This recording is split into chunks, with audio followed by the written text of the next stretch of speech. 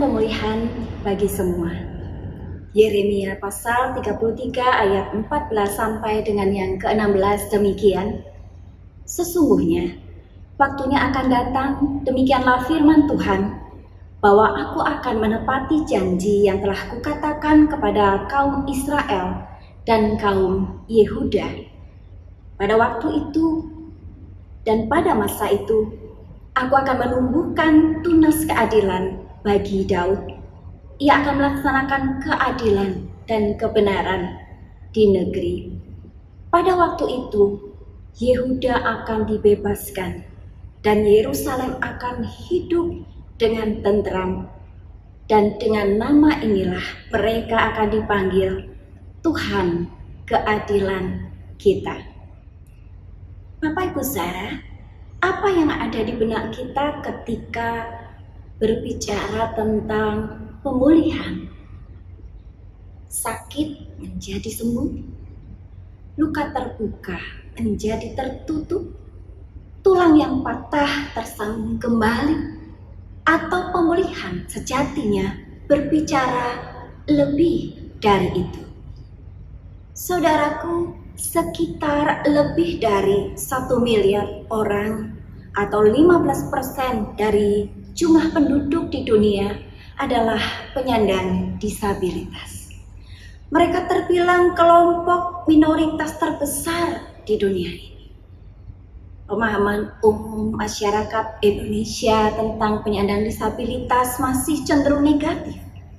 Pemahaman negatif itu sendiri tercipta karena masyarakat umumnya memahami dan memperlakukan penyandang disabilitas berdasarkan pada pola pikir yang didominasi oleh konsep kenormalan manusia yang berujung pada diskriminasi terhadap para penyandang disabilitas. Adanya isu diskriminatif ini membuat nasib penyandang disabilitas di Indonesia memiliki nasib yang jauh dari kata baik. Salah satu ajaran kekristenan berbicara tentang manusia yang diciptakan menurut citra, gambar, dan rupa Allah. Hal ini tentu saja berlaku bagi semua manusia. Akan tetapi pada kenyataannya, manusia cenderung menciptakan kategori dan definisi yang dianggap berlaku untuk semua. Jika merenungkan kembali konsep ini secara lebih luas, maka semua manusia pada dasarnya sudah memiliki keindahan tersendiri sejak ia diciptakan. Mari kita merenungkan kembali peranan kita sebagai umat Kristiani dan bagian dari gereja yang mana kita juga memiliki peran untuk menyuarakan kesejahteraan dan nasib yang jauh lebih baik bagi saudara-saudara kita penyandang disabilitas ini. Kita perlu belajar dari sikap Yeremia dalam memberikan pesan pemulihan bagi bangsa Israel dalam pembuangan mereka. Pembahasan mengenai tunas dalam bacaan kita dan melihat sikap profetis Yeremia dalam berjuang melawan keputusasaan bangsanya dan memberi mereka harapan untuk masa depan meski mengalami jatuh bangun, dapat kita hayati dan pahami sebagai gambaran mengenai jati diri dari iman Kristiani dan panggilan gereja, terutama dalam karya pelayanannya, dalam menyuarakan sekaligus memperjuangkan kesejahteraan dan nasib yang jauh lebih baik bagi saudara-saudara kita penyandang disabilitas. Tunas yang kita pelajari melalui kitab Yeremia memang berbicara soal kehadiran sosok Mesias yang menjadi pembebas, penyelamat, pemulih.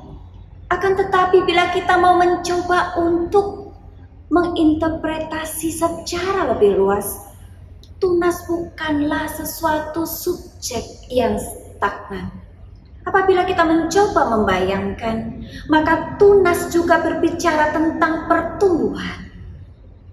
Setelah tunas Daud hadir dalam wujud Yesus sebagai Mesias, Yesus sendiri juga menumbuhkan tunas-tunas baru dalam rupa para murid dan seluruh pengikutnya untuk juga bertumbuh dan meneruskan dan mengerjakan karya Allah untuk menyatakan kebenaran, keadilan, damai sejahtera, dan pemulihan.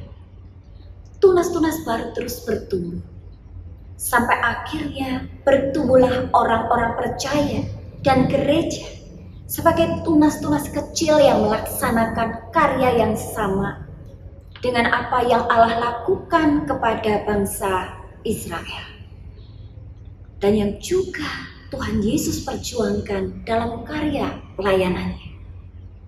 Kita sebagai tunas-tunas kecil yang baru juga diajak untuk berperan menyatakan karya keadilan dan pemulihan, yaitu jalan hidup bagi saudara-saudara penyandang disabilitas. Penyandang disabilitas mengalami kerugian dalam banyak aspek kehidupan sehari-hari dibandingkan dengan non-disabilitas. Pemahaman publik tentang disabilitas dan penyandang disabilitas sendiri juga masih berkaitan erat dengan adanya perilaku diskriminatif yang mereka alami dalam kehidupan sehari-hari.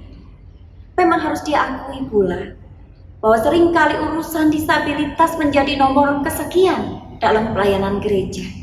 Sejatinya gereja harus berperan aktif di dalam masyarakat, memberdayakan jemaatnya, tanpa kecuali kaum yang seringkali mendapatkan diskriminasi, dimarginalkan, yaitu penyandang disabilitas yang seyogianya mendapat hak dan kesempatan yang sama, serta perlakuan yang setara, diberdayakan, dan terlibat dalam pelayanan gereja, memberi arti bagi kehidupan komunitasnya, orang lain, dan dirinya sendiri.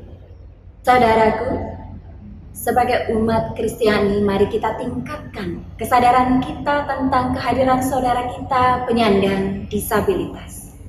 Mereka mungkin mempunyai keterbatasan atau kerapuhan di satu sisi, tetapi secara manusiawi setiap manusia sejatinya mempunyai keterbatasan atau kerapuhan masing-masing. Di luar keterbatasan atau kerapuhan, setiap manusia juga memiliki potensi, termasuk pula saudara-saudara penyandang disabilitas. Maka sikap profetis kenabian kita menyuarakan dan memperjuangkan kesejahteraan bagi mereka, menerima mereka, menyuarakan kesetaraan sosial, serta menghadirkan ruang bagi mereka. Maka percayalah bahwa kita sedang mencerminkan penghormatan kita akan kehadiran Allah sendiri. Amin.